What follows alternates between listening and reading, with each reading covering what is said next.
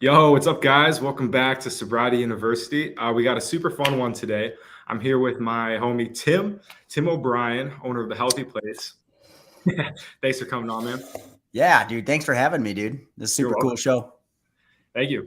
Tim and I met pretty recently, like in the last year. I was doing deliveries and I dropped food off at his house and we started chatting and we just had a good connection. So I reached out to him a little while ago and just whenever I meet someone cool, I always ask him like, "Hey, did you partake in substances?" And Tim did. So I'm like, perfect. We're gonna have a good chat today. So, Tim, let's just dive right in. Where'd you grow up? And Yeah, I grew up in a town called Mukwonago, which is towards Waukesha, about an hour and a half from Madison, Wisconsin. And yeah, that's where I grew up. so how old are you, by the way? I'm 38, going on 39, getting closer to that 40, baby. Nice. How you feeling about that? I'm feeling good, dude. It is weird though. I love life in general, and each decade is so different. So I am like going through that conversation in my mind, like, okay, so who am I now? Who is Tim OBrien? That'll Right. be Yeah. the name of this podcast. So, as you guys know, yep, it's from stoner to business owner. So, let's dive into the stoner part. When did you first start smoking weed? How'd you get introduced to it? Yeah. So my parents were divorced as a little guy, and my reaction to that was anger. And that was anger pointed outward to the world, to authority, and inward to myself, self hatred, not liking who I was. And so I was searching for something to sort of fill that hole in my chest. And when I was 13 years old, my older brother and close friends at the time said, "Hey, you want to try smoking pot?" So that was the first time. I'm very interested. Like you talked about, you had a lot of anger directed to yourself. Like, what anger was that? Because obviously, your parents getting divorced was not of your doing. Yeah. Yeah, I guess I could elaborate on that a little bit. I'm a smaller guy, 5'7", 150 pounds on a really heavy day. I was I was like never good at sports.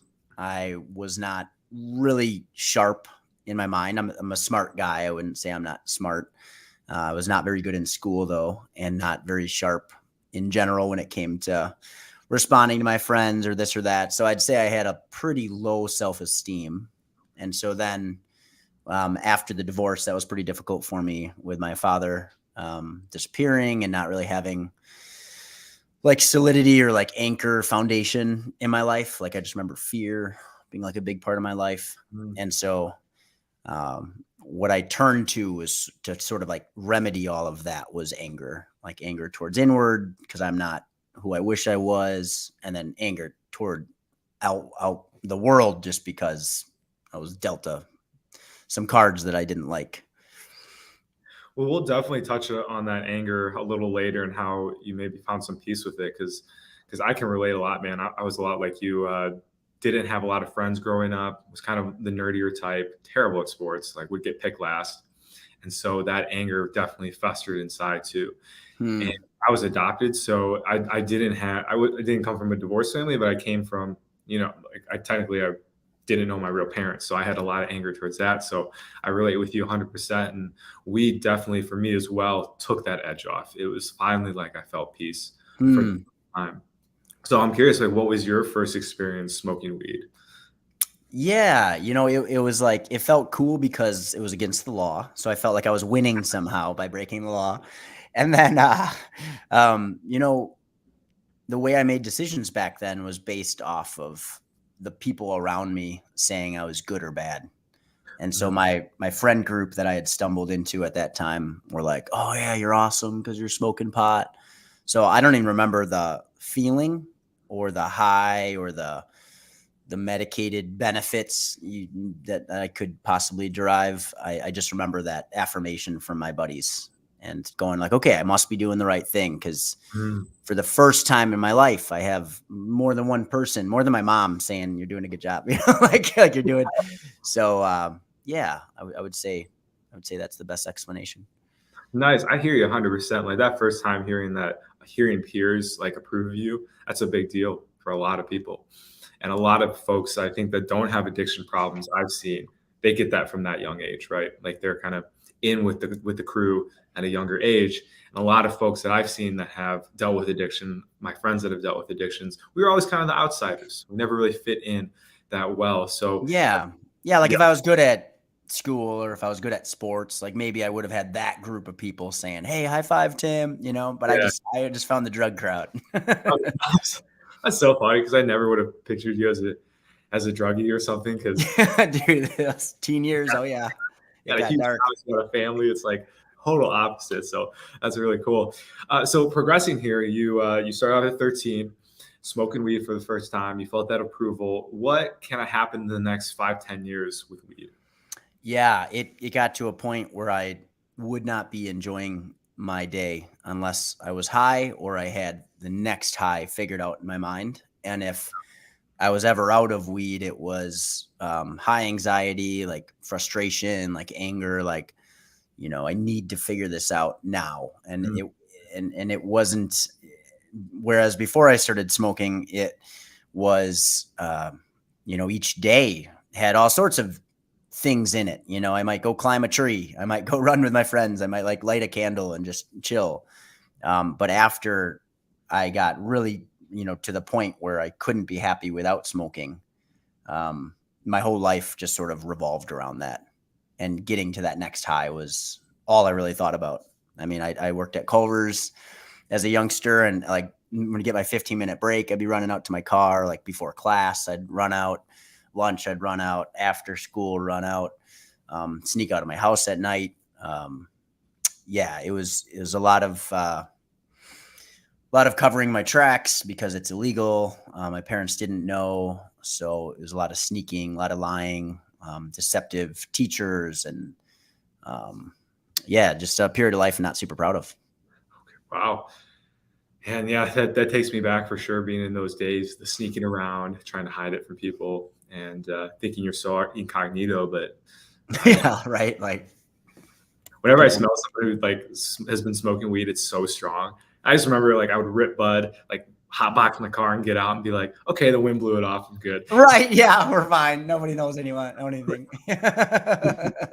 At Culver's, dude, that'd be dangerous being high, man. I worked at Jimmy John's when I was smoking weed, and whew, the munchies Dude, once those going for that custard. Yeah. Like, Timmy, get out of the custard. guys, if you've never been to Culver's, it's like a Wisconsin thing, and I think it's expanded a little bit, but they have just like custard, which is made with eggs, not like ice cream, and it is so good. So good. It's the best. So If you ever visit, you have to check out Culver's. yes, definitely.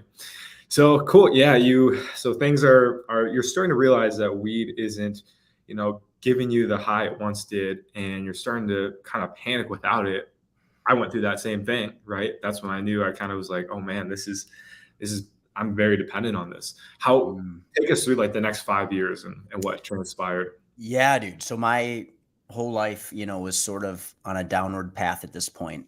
And I wouldn't say weed was like the main culprit. I would say it was one of several things in my life that were just really toxic, really dragging me down. I used it in a way that was very toxic for my life. And so barely graduating out of high school, my GPA was a 1.7 senior year, Wow. barely making it through, trying to figure out, okay, what do I have to do to graduate? Smoking pot 10 times a day, just too much, not legal, not healthy for, 16, 17, 18-year-old, the way I was using it at all. And everything else in my life was displaced as well. There just was no consistency, no goal, no sort of like strength or plan, and really no one around me either to help guide. And so then September 11th, 2001 hit, and that shook my best friend's world, like to the core, where he, for the first time saw the fragility of life and that life can just be taken from you. And that really struck him. He was about 18 years old. His name was Ryan, still a good friend of mine. And so he has this experience on September 29th. This is a couple weeks after September 11th, where he like gives his life to God. It's like this. Wow. He was on, ecstasy all the time, acid, weed, mushrooms, alcohol, just the whole lifestyle. And I shared a lot with him. So he was shook to the core. He like gave it all up, gave his life to God, and then was like on a mission to like preach to me and like, dude, you have to escape the darkness. Like every day he was just after me. So then January 21st, 2002, I have a bit of a God experience where I'm like, oh my gosh, I just had this aha moment where I saw my life. And it's like, who is in control of my life? It doesn't feel like me. I believe in God, but he sure doesn't seem like he's in control of my life. And it seems like the enemies that control my life. Dude, I'm just involved with darkness. That's all I do. So at that point, it was like a decision, and it was like a fork in the road where I had to make a call, and I chose God. So I gave my life to God, and it just from that point, it was like, okay, I'm gonna give my life to God. I want it to mean something. What was that experience that you had that awakening with? Yeah, dude. So full disclosure, I was on drugs. I was using Coricidin, is a cough and cold pill. And if you take a dozen of these suckers, which don't do it, it makes your brain like literally bleed or something. It's really bad. So I took like 12 of those, which you can die from. And then if you smoke pot with it, it's like a dirty trip. So you hallucinate. And I did this a lot as a teen because we could get it from Walmart. And weed wasn't hard to get. So if you mix these things, it was easier to get than like acid or mushrooms at the time. So I was just hallucinating. And I just remember seeing this like huge lake of fire, and this is a hallucination. I'm like, oh my gosh. And I was like in the center of it. I was just like, dude, this is not where I want my life to be. And it was like a representation of like where my life was at. It was just not anything good. And so it was enough to scare the crap out of me and be like, okay, I don't want that anymore. Yeah. I'm scared.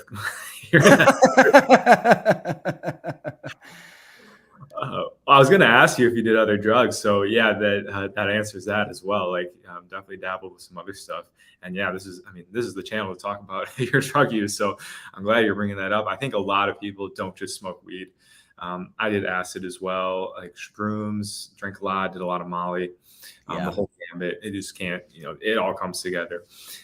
So wow, man, that's crazy. So you saw God for the first time, and that's so powerful that you had that choice and you chose that. Like, I feel grateful that you did that, because it's just so many people get to that crossroads and they choose the other route. I've like, since that moment, dude, because I celebrate it too all the time. I'm like, seriously, praise God, because it just as easily I could have chose the other way. And then what plagues me is like in that moment where you have this decision that you can go towards light or you can go towards dark. Like, what is it that has, some people choose light and some people choose dark because you just want to figure that out so you can help more people choose the light. And it's so devastating. We all have a loved one or a friend or somebody, that has chosen just to give up their life ultimately. I mean, sometimes fully where they die, and other times where they just throw their lives away. And it's devastating because at any moment, every day, every breath, there's a crossroads that you can choose the right path. 100%, guys. And a real good message there, that you guys always have a choice to choose what to be the right choice. And it's not easy. You might fail a lot. I did for sure. So in fact, if you don't mind, I'll talk about my first year, because I have this kind of like epic story where I have this experience and I give my life to God. But what happened the year after that, I gave up a lot of my life, but I still held on to weed. And so I lied to everybody I knew for 1 year that I had quit. And I rolled with that story because I loved it so much. And it was really hard. It was like a relationship to like get it out of my life. And so just because you make the decision doesn't mean you won't like hang on to something. And I had a year that I was hanging on to it before I finally gave it up. Would have been 2003, like January 2003. Oh my God, dude. I was in like middle school, elementary school. Yeah, dude.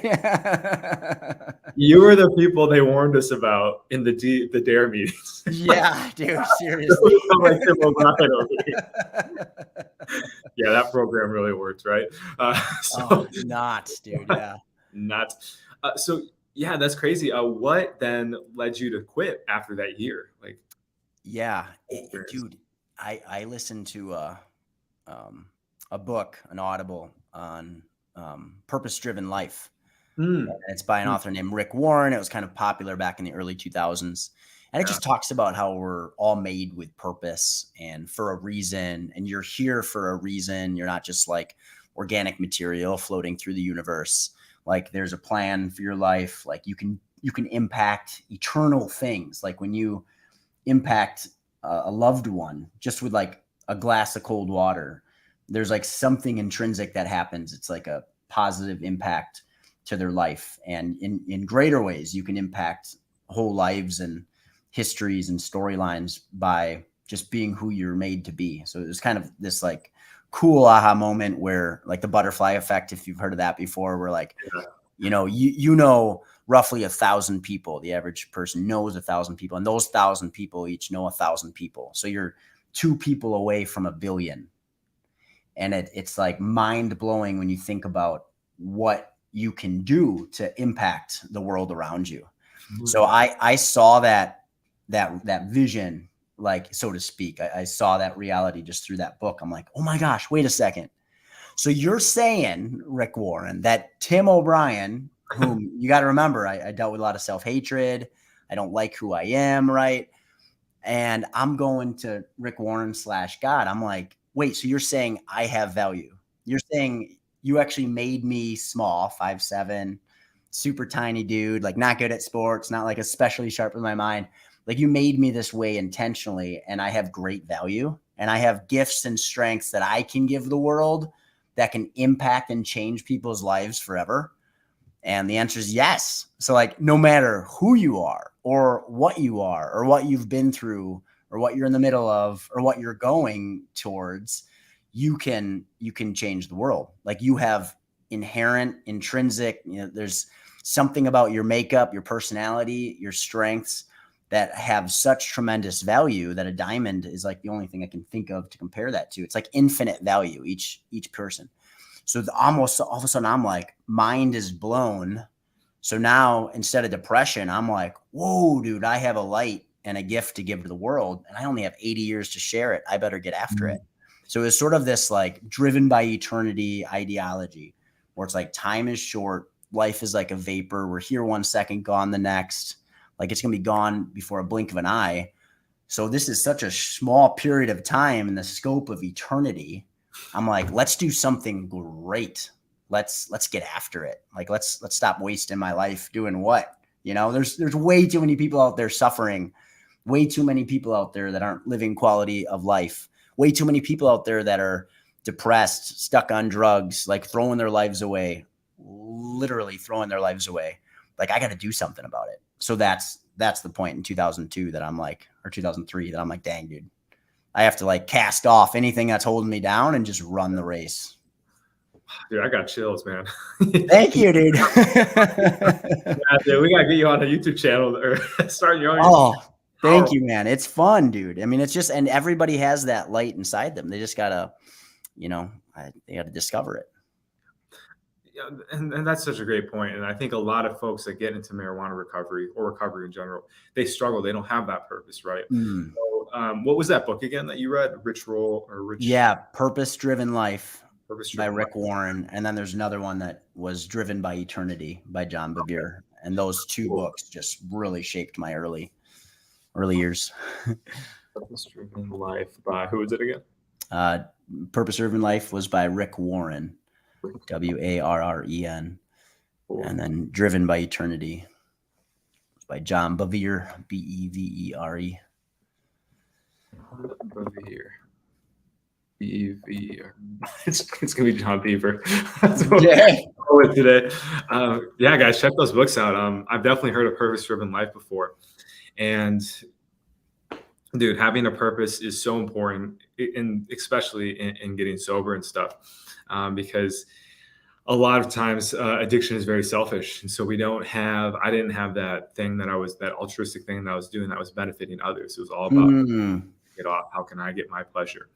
And so learning, and it's a learning process. I'm still in that process, learning how to make sure other people are doing well as long with yourself. Like it's Mm. a feeling that is so worth living. And I wanted to touch too on, you were saying you weren't really sure like what led you down the God path. Yeah. Thinking like what my thought was fear. That's what I heard when you were sharing. Just Mm. that was a big motivator for me when I had that crossroad too, because I came in that moment where I realized that I'm not the center of the world and that there is like a higher power, some spiritual being, entity. I felt a lot of fear because I was like, just like you, I'm like, I only have X amount of time left anymore. I'm not going to live for eternity Right. Right. in another sense, but in terms of like an earthly experience, no, I'm not living forever. So how do you think fear plays a role or played a role in you getting clean from weed? Yeah, dude. So have you heard of the Enneagram? That I've kind of heard of it. classifies as personality. I mean, if I'm to try to like psychoanalyze myself or give myself a psychological evaluation, like back then, I might look at myself and say, he's a 3 on the Enneagram. And so he's really heavily motivated by what people think about him in his life. And so once God was in his life and Tim actually believed that God had opinions on his life, all of a sudden that was like electrifying, knowing that I can actually please God or I can displease God, like according to his ultimate care and love for my life and like plan for my life. I can either like run this race like with him or without him. And if I'm running it with him, I sense sort of like his like blessing, so to speak, or like I believe that he's like pleased. And, I know he'll always love me if I go off the path. It's not about like loving me. It's about like, no, he would be like, Tim, like you're on the wrong path. Like get back here, dude. Just like I would say to my own kids. I have 4 kids at home. And it's like my love for them will stay the same forever. There's nothing they can do to minimize my love for them. And they can rightfully like please Becky and I in being good or staying on the right path versus going and beating up their brother or sister. I'm going to be like, what the heck? You're like, so that was really motivating when I connected those dots, because the experience was so powerful for me that my faith level was so high at that point. It was like, I couldn't muster that up. I couldn't fake that. I couldn't create it in my mind. Like that was God showing up in my life. And so my faith was so strong in that I think that played a pretty powerful role where I'm like, wow, I care about what my friends say. Like I said earlier, when I was 13, I had this group around me that was like, high five, Tim, you're smoking pot, you're good. And then fast forward 5 years, I'm like, okay, now I have God Almighty on my team. And he's saying, dude, it's better for you to stay on this clean path over here because you were kind of destroying your life and I love you. So stay over here, and that was my new biggest voice, this one thing. Like he's the one voice that matters more than all the other voices. Yes, dude. And most importantly, more important than that voice in your head that says, Tim, let's go get high. That's really where it's powerful. Yeah. Yeah. Yep. A big part of recovery for marijuana and just like, alcohol, that stuff, like the support groups, like they say like finding a higher power because our own fruition got us here. Right. So it's like, we obviously need something else guiding us. And 2, I wanted to touch on, like, I think it's important, guys, that if, disappointment is not loving. So I know that I mistake that for like when someone was disappointed in me, I'm like, oh, they don't love me anymore. Right. Difference in that. And I think like it sounds like you grew up in like maybe a more tumultuous household. I had some, there's rough patches when I grew up too. So I don't think I learned that if the universe is disappointed, it doesn't care about you or love you anymore. It's just guiding you on a path that's going to be better for you. And for those. Yeah. Really well said, because like those that quote unquote disappoint you in life are like the ones you love the most. So if somebody you love the most, like cuts their arm off, you're going to be devastated with disappointment because you love them so much compared to somebody you don't even know that does something silly. You're like, well, that was silly, but it doesn't tear your heart out, That would be a very interesting one. If someone's like, dude, Joel, I just cut my arm off. Just cut my arm off, dude. Yeah. Why'd you do that? I think I'd be more like, like, nice. Did it hurt? Yeah. Yes, it did. Cool. So let's transition a little bit then from the weeds. So you found your purpose, which is awesome. Like, or at least you knew there was something out there for you. What was that first inkling? Like, hey, Tim. Dude, it was pretty cool because, you know, I quit smoking pot, and then right after that, I got this job offer for a GNC store. It was a franchisee, independent GNC store. So, you know, private owner, and that owner, you know, so I took that job, and it was kind of cool because it was right after I said this prayer of like, okay, God, like, show me your path for me. What should I do next? And then like the phone rang and I got this job offer, and I was like, interesting. And you don't want to take it, you know, too far. Like, okay, I'm going to watch this for a little bit. And so then I'm doing the job for 3 months. I am loving it, dude. I like to encourage people. I like to help them with their life, and all of a sudden recommending natural alternatives that was minimizing their chronic pain, helping them sleep better, helping depression, which I had dealt with, stress, anxiety, gut problems, brain fog, all with natural alternatives, was like, well, this is cool. This is super fun because I have this new vigor for life. I have this new passion for my own self that like I am worth something, and the people I'm talking to every day are worth something. And I want to like let them know that they have value, and that their health has value, and their life has value, and they're both worth fighting for. And so this is also like spinning. And then it was before that boss offered me a district management position in Madison over his GNC stores in Madison. And I'm 19 years old. I've never managed anybody before. Like, I'm just discovering I really like this natural alternative thing and helping people. And so I take the job. So then I moved to Madison. That's 2005.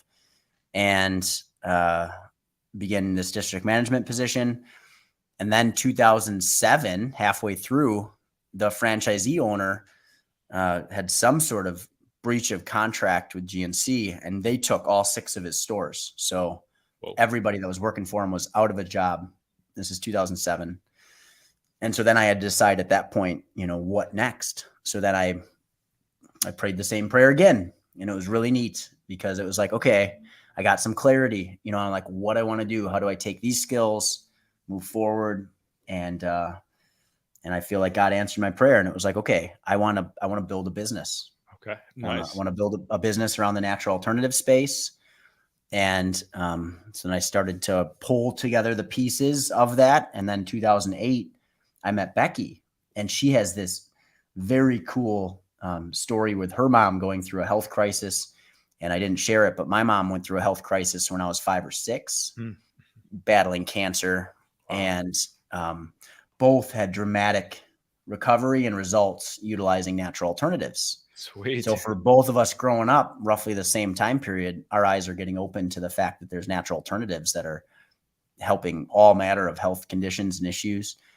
So then Becky and I, we got married 2009. So it was pretty fast. It was like 2007, 2008, meet Becky. We're like, oh my gosh, we both have this like similar passion for health and wellness. 2009, we get married and decide to open the Healthy Place, Fitchburg, 2009.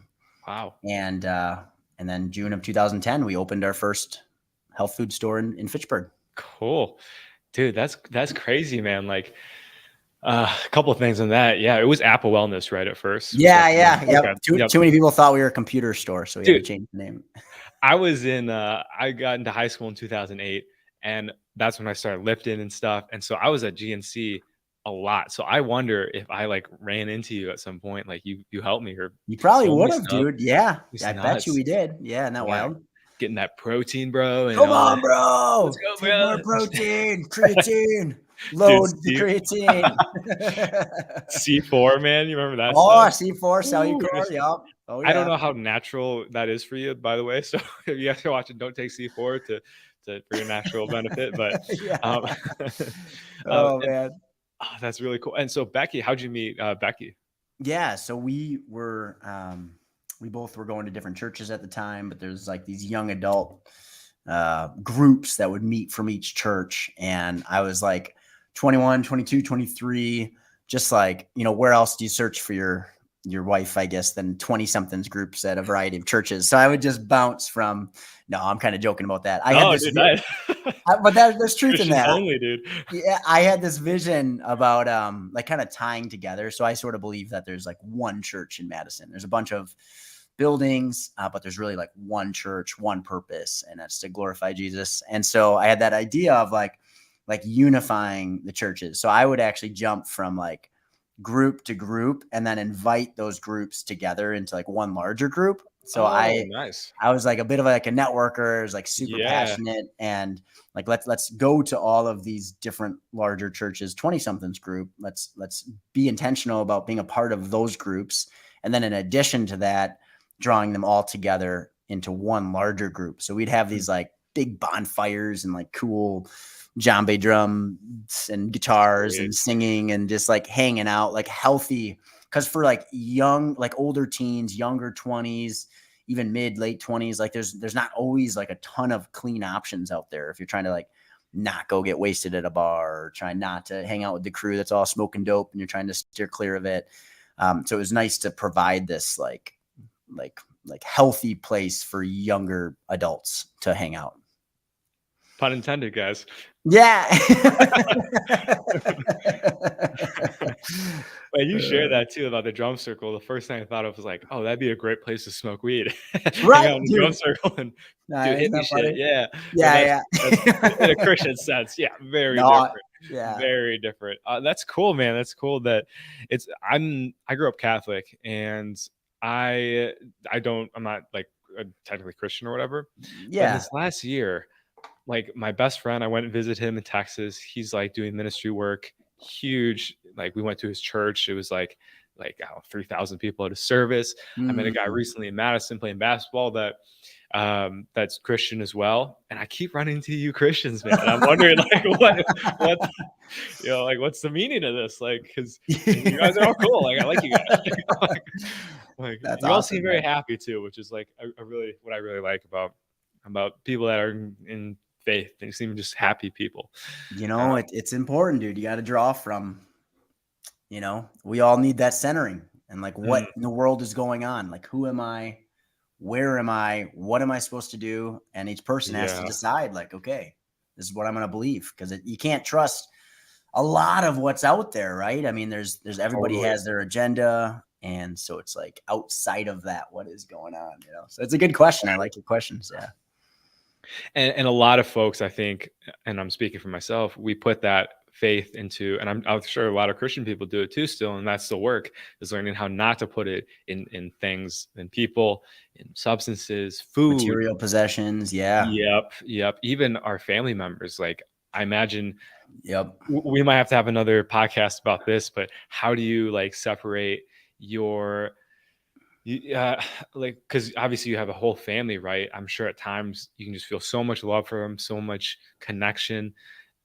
I think I would get like a little sometimes confused and almost be like, okay, they're God now, like, but not like consciously. And yeah, dude. Yeah, like what's the largest voice you listen to in your life? That's like a really interesting question. Like, where is the line there, and how do you? So for me personally, it's an everyday thing. Like I like to get up in the morning, and I like to just dedicate my life to God again and say, hey, I want to be the hands and feet of you, so send me, what am I going to do today? It's really kind of rewarding, because then when somebody does come into my life, that's like, could take some time, maybe there's, yesterday I was actually buying a new iPhone, and there's like this elderly lady that was like very concerned about the traffic outside, and she forgot her cane. And she was worried about crossing the road. And it's like, it sounds so silly, but it's profound to like in that moment to be like, okay, is this an opportunity for me just to be like love to this lady, or like a light or a kindness, like, because the rest of the world might be a little rough sometimes, to just like offer her to walk across the street, and you want an arm to. And so it's cool, because whether I'm at, Target shopping or working with my team, or like you know, if somebody's going through something, because I've just made that a practice on a day-to-day basis to like, to be the hands, and then it's cool. Cause it's like, oh, this is my next opportunity to do some sort of good work. And it's like super fulfilling for me. It's like cool to be able to be that to people.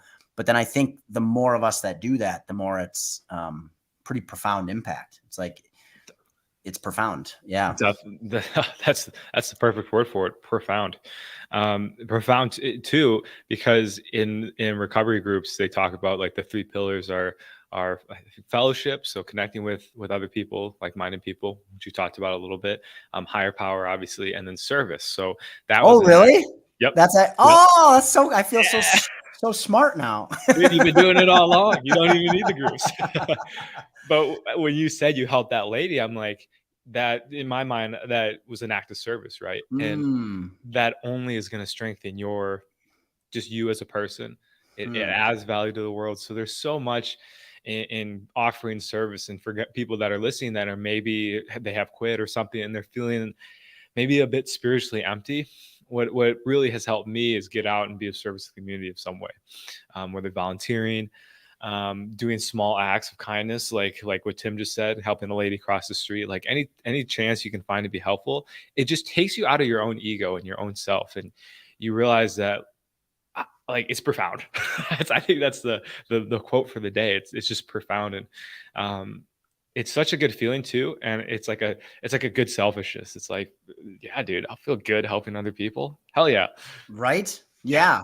Like, why not become addicted to being generous and kind and like patient and self-control? Like, those are things to seek and make part of your life, because they fuel everything good that you want in your life. They take care of everybody around you, and they bring your dreams within reach. I mean, they really do. Yes. Generosity Anonymous, guys. We'll have to start a support group if you're addicted to helping people. We'll help you out, guys. Don't worry. I helped too many people last Tuesday. It was thanks, Tim. Yeah. Oh man. No, it sounds silly, but life really is. It's filled with these like little mini opportunities that make it so thrilling. Like when somebody is depressed in life, like I just have to ask myself, like, okay, you're not plugged in. Just like a light gets plugged into the wall and the light comes on, you need to plug yourself in. And I can't tell you what that means for you. What I know though, is if you plug yourself in, the light's going to come on, and life is going to be this like vibrant gift every single day, because you don't know what you're going to hit, but you're ready for it. You know, your mind is ready for it. Your heart is ready for it. You've been taking care of your health, so you're strong, you know, and if you're not there yet, get there, man. It changes everything when you plug the light into the wall. Yes, dude. Oh, plug the light, man. When you said that, like, I felt relief. Like it takes the pressure off, because you have something else, a higher power, God. Yeah, dude, that's it. Because it's not you creating this energy. Like it's literally, I mean, for me, it's my belief structure. It fuels me. And when I feel depressed, I'm like, okay, there's something not right. There's something crooked in my way of thinking, or how I'm like valuing myself, or classifying what just happened over here. Like, you have to take note of that. And then you got to ask, you know, for me, it's asking God, like, okay, well, what is the right perspective? Because I want to feel what you feel around this. I want to see what you see. I want to hear what you hear.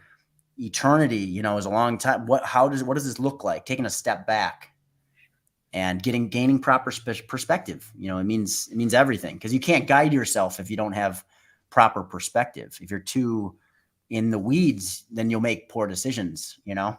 Pun intended. Yeah. That was a great one. Yeah. I love weed puns, dude. That was perfect. It's so funny. I'm saying them without even knowing, but you're right.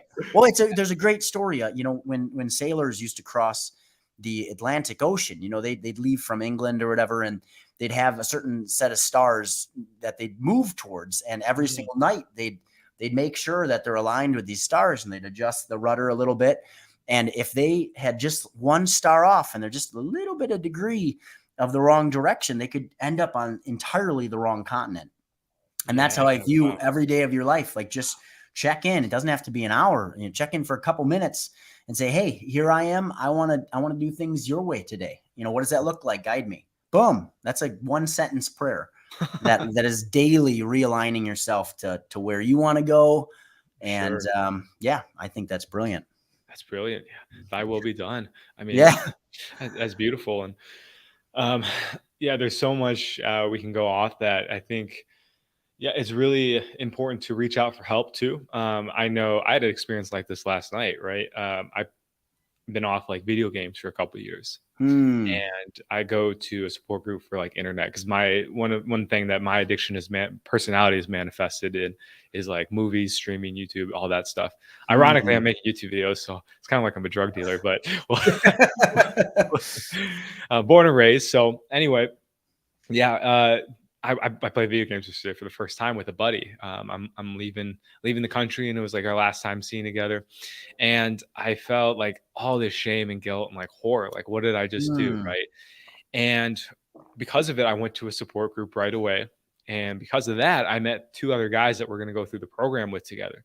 And so Hmm. it was almost like God works in really sometimes random ways. Like what might look like a curse ends up being just a huge blessing and just an absolutely transformative experience. So Wow. yep. So if I wouldn't have played video games yesterday, I wouldn't have met these two guys that are also motivated to work on their addiction, and we wouldn't have met. So much positive came out for it. I'm wondering, do you have any of those experiences where something looked like a curse for you, but ended Ye- up being a huge blessing? Totally. And you might already know this. There's a Bible verse I think about that says, hey, what the devil planned for destruction, God will use for good. And Oh, so it's like all of these terrible things can happen in our lives. My mom's battle with cancer is a great example of that. It was terrifying, 5, 6 years old, wondering if my mom would live or die. And going through that experience, leading her towards natural alternatives that work and helped her life. And then raising us kids with the knowledge of that. Now, myself, we own 3 brick and mortar stores in Madison and a website called findyourhealthyplace.com, check it 2 out. brands, Wild Theory CBD Co. and Lively Vitamin Co. is a supplement brand. And we literally impact thousands of people per day. Like per day, we impact 1,000 people or more. And that to me is like such a cool, because it's a great example from what you're saying. Something terrible that something great came from. Mm, And my own journey of going more and more drugs to the point where I saw my life was being destroyed. I saw myself under my own hand destroying my own life. And it got to a point where it was so bad, so raw that I was able to see the light. It's like my situation being as dark as it was, when light came in, it was like just more obvious. And even this was a harder one, but you talk about needing to get into fellowship with somebody. For me, I had to leave that group of friends. I felt terrible for years. I was able to go back and apologize in the last 10 years to these very good friends I had that I had to say, you guys, I'm really trying to quit this drug thing. I need to step out of this circle, not because of you guys, but because of me. I'm too weak to be able to step out of that. And through that pain, there was much communicated, because then they had to think, hey, should I be using drugs in this way? Tim just left. So there's much good that can come out of very painful, hard situations. absolutely. And I like that you're looking big picture. Like you were thinking like in the whole grand scheme of life, even. Yeah. I was definitely thinking like a small, for like my example. But that's huge, guys. And like if you're quitting weed right now, think about how going through this, what you're going through right now, can benefit maybe 5, 10 years down the line. Because when I was quitting weed, I'm like, dude, my life is trash, dude. Like I got robbed 10 grand, so I owed a lot of Oh, money. really? Yeah, that Jeez. was my low. And my parents were obviously like, my family was kind of very disappointed in me. Mm. I didn't have great friends, like you said. I was with a bunch of guys that were just smoking weed all the time. Life was just in the shitter, right? All my high school friends were going to med school, like they had graduated, they were successful, and I'm just like, dude, I'm such a loser. But now here I am talking to Tim on a YouTube live stream. Like, how nuts is that? And that wouldn't High have happened. five. Yeah. Very nice. Very nice. So Yeah, total dude. blessing. It's a Yeah. miracle, Love dude. that. Yeah, it is a miracle. Miracle. And if you're listening, don't let emotions control your ship. Like your Oh, emotions will tell you that like life sucks and that life without pot is terrible. And you'll find yourself, those first days after it's really hard, but I was telling my 12-year-old daughter this morning, we were talking about how like nobody can make you feel or force you to feel something. Cause she keeps saying, you made me so mad. And I was like, okay, I understand daddy can be annoying and abrasive. I'm sorry for that. And nobody can force you to feel anger to a point where you like lose it, and you are in control of that. So like, if you're going through, you're quitting pot, getting away from alcohol, whatever it is, like, don't let those emotions control the storyline. Like, let your mind, you get a picture of where you want to be a year from now. And you write that sucker down, and you write down what you're going to feel and what you should do when you encounter those emotions, because they will come.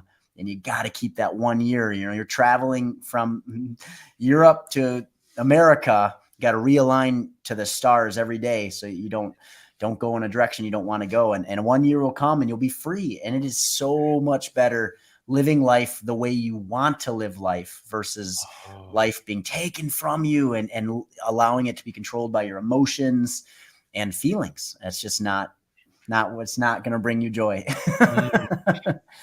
That's really interesting. And I mean, first off, it's really cool that you're teaching your daughter that. Like, gosh, thank you. That's such an amazing skill. Like we always say, like, every generation is like the generation below is trash. But I think it's deep down we know they're going to be way smarter, like way more advanced. Like, all these kids are learning about emotions. I didn't learn about emotions till a few weeks ago. So right, seriously, dude. I know, right? I just read it in a book last year. I'm like, nobody can make you feel mad. I'm like, wait a second. I've been saying that my entire life. You're making me mad. Well, hold on. Nobody can force you to have any emotion. Unless they pin you down and pour supplements down your throat. But that's a different story, right? Yeah. It's just eye-opening. Like, whoa, wait, I have control of my own being. And it's like, yes, you do. Yeah, absolutely. It's discipline. It's wild, dude. It's exciting. Discipline. Yep. You got to work for it too.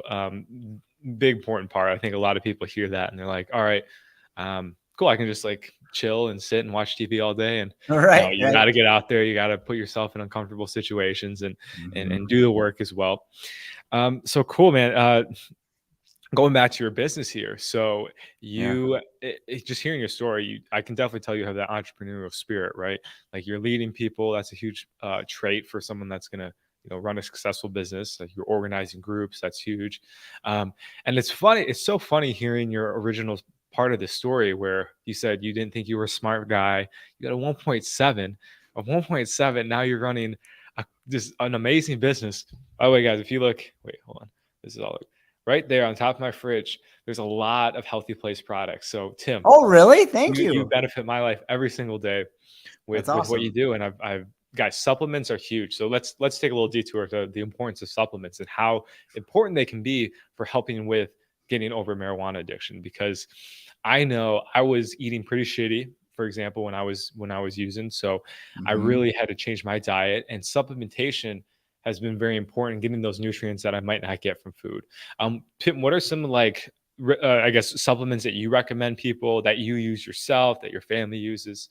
Yeah, absolutely. So for our kiddos, we'll always have a quality multivitamin chewable, an omega-3 of some kind. They do like a green algae for their omega-3s. And they will take a probiotic daily because your good and bad bacteria is always in a race. So that's like the 3 big pillars for like a kiddo. Good multi, probiotic, some sort of fish oil or omega-3 supplement. Fantastic for their like little developments, their brain developments and so on. For an adult, we love to talk about the 5 foundations, which is like 5 of the most important nutrients that somebody can take. And it's anti-inflammatory, because inflammation is the root of all pain. It's the root of almost all disease. It's the root of like most gut issues. Inflammation plays a role with almost every human condition. So to daily clean your system of inflammation head to toe every day by taking 1 or 2 soft gels of something like curcumin have a pretty profound impact on cleaning the system out of inflammation. Antioxidant is number 2 because Okay. free radical damage, oxidative stress, toxins inundate us on a regular basis. Omega-3s for adults are huge too. Second to vitamin D, omega-3s are the most studied nutrient on the planet.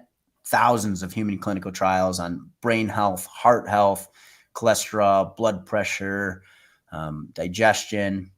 Number 4 is a good multivitamin because we're all nutritionally deficient in one way or another. You know, maybe some are lacking energy, a little higher stress than you'd like, struggling with mental clarity and focus. A good quality multivitamin helps you feel more energy, less stress, more mental clarity, focus, hair, skin, and nail benefits. And then number 5 are the foundational 5 that we talk about. These are the top 5 supplements we kind of talk about in our stores, is a probiotic. So your good and bad bacteria are always in a race. Whichever one's winning decides the state and the health of the rest of your body. Okay. So those are like the big 5 or the foundational 5 as we call them. And then you asked another question. You're like, hey, around addiction, you know, what can you do? What can you take? And there's significant clinical data around B vitamins. Taking a strong, so we have a product we called Busy Bee. It's by Lively Vitamin Co. And it's a therapeutic B complex, 1 or 2 capsules a day. So you feel a nice boost of energy from the B complex. You see a cognitive lift. And there's some really good science reason to believe that it'll help when folks are trying to break an addiction. Just that B vitamin, when you're breaking addiction, it's stress on the body, right? And so then your body's reaction to stress is it utilizes all these B vitamin stores. So if you have ample supply and pools of B vitamins to grab from, your body's able to process it much better. So that's kind of interesting.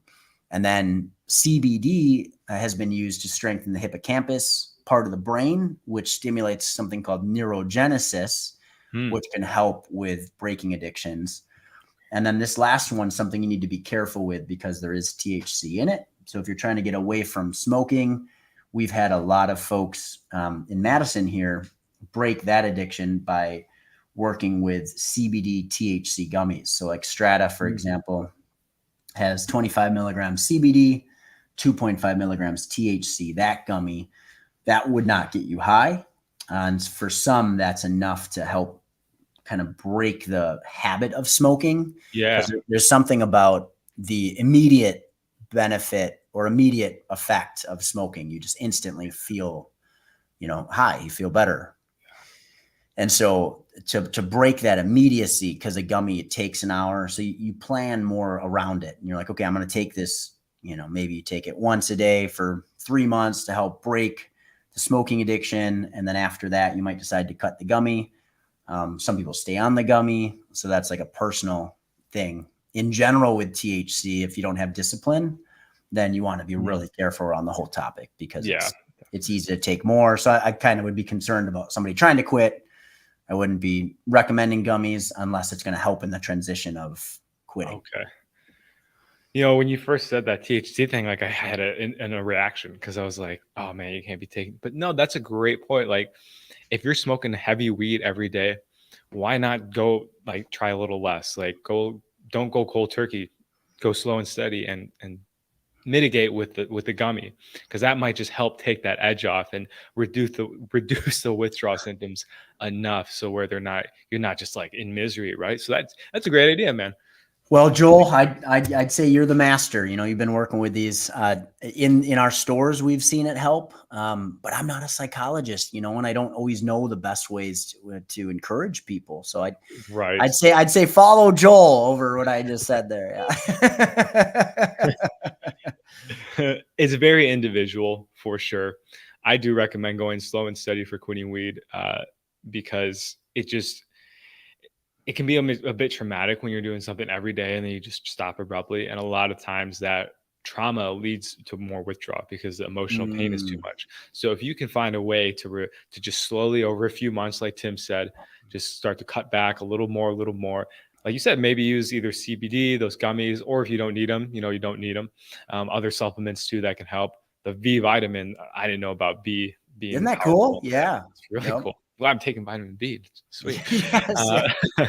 So yeah, super powerful. There's a lot of ways to do it, definitely. And of course, reach out to me or Tim at any time, and happy to talk to you about that stuff. I so and some of the other supplements you talked about, I want to touch on that a little bit. Curcumin, guys. If you can get some curcumin, it's a little bit of an investment, but it is a game changer. I took one before the show, the 750 milligram one. Nice, dude. I can tell you're glowing. Yeah. Oh, so I'm orange like the like the supplement. Oh, that might be more of an Asian thing, but anyway. So I had knee pain before this. Now my knee pain's gone because I took that. Oh, serious? That's Yeah. great. That So is powerful, awesome. dude. How long have you been taking it? God, probably a couple years now. That is fantastic. So do you take one a day to keep the knee pain away, or what do you take two a day, or what do you do? I Do do you one go up and down depending? Yep, like one 750 milligram. And then sometimes I notice if I take it every day, it's like a little too much, because the main reason I started taking it is for the fact that it acts like Prozac. I was on Prozac actually, and I was able to get natural off. antidepressant. Yes. Yeah, dude, curcumin, guys, like seriously, it's insane. Something. It's something. And to elaborate on that, Dr. Ajay Ogul is using the same BCM95 curcumin that you're taking out of Texas, Baylor University, to treat cancer. No way. To treat depression. That's where that Prozac study came from, where it outperformed Prozac, and chronic pain. So you talk about the knee pain. That means it's working in those arenas. So yeah, go on. That's really cool. Cool. Yeah. It's been, so powerful. And, I think it just, it helped. I do feel less depressed because of it. And then the probiotic, that's when I started doing like maybe a year and a half ago or something, a year ago, made a huge difference. Like I know you don't notice so much when you take it, but you notice when you stop taking it. I do hear that a lot from customers. Yeah. I was like, when I run out sometimes, like I went like a week the other time when I ran out, and I was feeling like low. I was actually feeling not great. And I'm gonna grab the one I got here. Yeah, it's interesting. Your good and bad bacteria are always in a race. So whichever one's winning decides the state and the health of the rest of your body. And we all have 4 pounds of bacteria in the body. So the good and bad's always in a race. So if the bad guys start to win, that might have been where you were feeling a little lousy that week. Ah, wow. Yeah, that's crazy.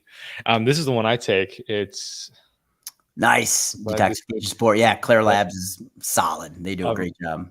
Amazing. And the main reason I take this one is because, and I'm curious what you think about this. I learned that let's get this. Okay. Anyway, I see them do this in like videos, but it didn't help at all. Yeah.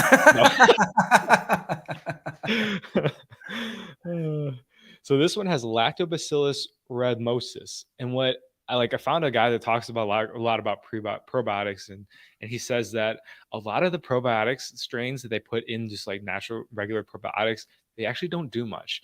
And so the main one that actually does stuff is the rhamnosus. So this is the only one that I found from you guys that has that rhamnosus. And who knows if it's true or not, but do you have any, knowledge of that? Like what strains are the best, et cetera? Yeah. So I haven't heard that the rhamnosus is the only strain. I've read quite a bit on a number of the strains. So I think it might depend on what angle you're coming from. I'd be curious on what that gentleman, but most formulas that are a bit more therapeutic will have that rhamnosus in there. So it wouldn't surprise me if you're right on that. That's one of your most powerful. I do believe it's one of the most powerful. And lactobacillus is for the small intestine, and then bifidobacterium is for the large intestine. So the ones I'd say there's really significant science on is the bifidobacterium lactis, longum, bifidum, infantis, and then for the lactobacillus strains, the rhamnosus, the plantarum, acidophilus is one that most have heard of. A lot of science around that. Cerviaceae, that is a good one. So there's a product I take, Great Guts. By Lively Vitamin Co. That's my brand, so I'm a little biased. I like it based on the strains actually you pointed out that are in here too, but also Saccharomyces boulardii is perhaps the strain that's gaining the most momentum in the probiotic space. Whether it's inflammation related to gut health, say you battle some sort of IBS symptoms, Crohn's, colitis, diverticulitis, that Saccharomyces boulardii is very balancing to the gut. Okay. And then I really appreciate a probiotic that'll have the prebiotics as well. So Yes. prebiotics are like the rain to the rainforest, and probiotics are kind of like the trees in a rainforest that are growing up. So both the rain to the rainforest and the trees are pretty powerful and important. So the Great Guts is my favorite.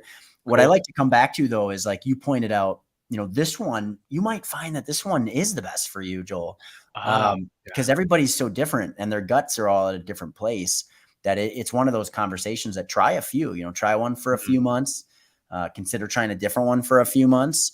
And then which one do you feel better on? And sometimes it's a matter of trial and error like that. And you can also get your poop tested.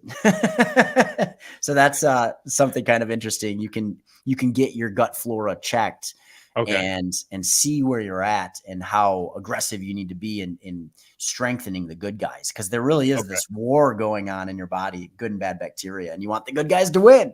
Yeah, definitely. Guys, poop sampling will be sponsored by Tim today in the Healthy Place. So reach out if you want. Wait, send all samples to Joel's address at. Whoa, easy. I'm actually moving out today. So bring it on. Send it. That's hilarious. And I wanted to touch on the prebiotic too, because the way I heard it is that the prebiotic is food for the probiotic. So for a long time, I wasn't taking a prebiotic, and I realized that basically every time I took it, it was just they were just dying right away. So it's cool though. You can actually find prebiotics in different foods. Like kombucha has a lot of it usually, and then any sort of like artichoke hearts, those kind of things. Anything with artichoke in it is actually a prebiotic naturally. So you can get it through that way. Yeah, dude, very cool. I think, if you're down sometime, we should do a supplement video where we can kind of go into depth and show some of the supplements if you're down. Yeah, that'd be sweet. Because I made like one video on it on my channel, and it got like no views because everyone's like boring supplements, but it's something I want to talk about more because it's such a benefit, dude. It can absolutely change your life. It's amazing when you give the human body the right nutrients. It's incredible what the human body can do. And it's incredible to me how many people are suffering, small, medium, or large. Maybe it's pain in their big toe. Maybe it's chronic pain, level 10. They're on 10 Vicodin every day and barely surviving. There's a range. And the truth is that there's natural alternatives that are working every day. We take care of hundreds of customers per day in our brick and mortar stores, and hundreds and hundreds on our website. And you start to doesn't make us doctors or pharmacists. We don't pretend to be. We just know supplements, and we see enough people and enough testimonies where you can start to know what brands are good, better, best, what forms of ingredients are good, better, best. And it's nice to have somebody on your team that can guide you in the area of supplements, because online is the Wild West. So Joel, I don't know if I shared this with you. We have a live chat feature on our website. So you go to findyourhealthyplace.com. You can click on that live chat feature. You talk to one of our wellness consultants. Our wellness consultants, they don't get a commission. They have to complete a 3-month curriculum in order to talk to customers. So you can trust that the employees you're talking to have training in supplements, in the forms of ingredients that are working, in the good, better, best brands, and just gain some insight. If you're battling, or a loved one is battling some sort of health condition, or you're just wanting to live a better quality of life, find out what supplements, 1 or 2 even, that you could go to for this or that. And it's so mind-boggling to me that there's this many people suffering and they just don't know about natural alternatives. And so that's the place and space that we're trying to help the United States in, is like, how do we educate people in Madison? How do we educate people in Wisconsin? How do we educate the whole nation? Because we can impact, like, just our, I talked about that butterfly effect in the beginning. We're joining a movement of thousands of other business owners around the country, naturopaths, chiropractors, acupuncturists, other health food store owners, with a mission to impact, empower, and educate people. Because people, if you have knowledge, you have power, and you are the CEO of your own health. Yeah, absolutely. We're all business. I love that. We're all business owners of our bodies here. Right. Yeah. And guys, like, there's one more I wanted to touch on quick before we wrap up the supplements here, and that's vitamin D. Because I don't know if you guys knew, in COVID, 95% of the people that got COVID were deficient in vitamin D. 95%, right? And so I was taking vitamin D throughout this whole whatever thing that happened, and I never got COVID. And I wonder how much of that was just to having natural remedies and eating well, etc. So, dude, I mean, this has been awesome, man. Like you're the master of your own ship. We touched on a lot of stuff today, turning it over to spirituality. Thank you for coming on and sharing your story and inspiring lots more people, man. Really, dude, thank you, man. This made my day. Super fun time. One thing we'll end with, just kind of, just like a message for you guys that, Tim here was somebody that was at the low of the low. He had flunked out of school, or at least you graduated with a really low GPA. You're smoking weed every day, and you've completely turned your life around. And now you own a business, and you own multiple stores. And it's just, I hope this motivates you guys that no matter where you are, you can create just this amazing life for yourself. It's going to take time, and it's going to take, like Tim said, waking up every day and turning your life over to that guiding force that's pushing you in the right direction, whether that be God, universe, higher power, spirit, Buddha, who name it, Chuck Norris, whatever. There's something guiding you, and as long as you can listen to it, like, you'll just 5-10 years down the line, you may just be absolutely blown away by where your life is. I know that's what it's like for me. Tim, I imagine when you look back in your life, you're like, some days I bet you're just like, how the hell did pun intended? Yeah, don't give up. I mean, if you're in that depths of despair, you're in a dark place, you don't know how you could ever turn it around. Trust for a moment that it's possible. Trust for a moment that a journey of 1,000 steps starts with the first step. I mean, you're what I'd want to remind you more than anything is how valuable you are. You don't believe it right now. You don't see it. Those around you might not see it. You have infinite value, and you're worth fighting for. Your life's worth fighting for. Your health's worth fighting for. And the impact that you can have is great. Absolutely, man. Tim, thanks so much again for coming on. Guys, you can check, subscribe to Sobriety University, of course, for more addiction recovery related content. Hopefully you'll see Tim again. This was a great time. And guys, again, follow Tim at The Healthy Place.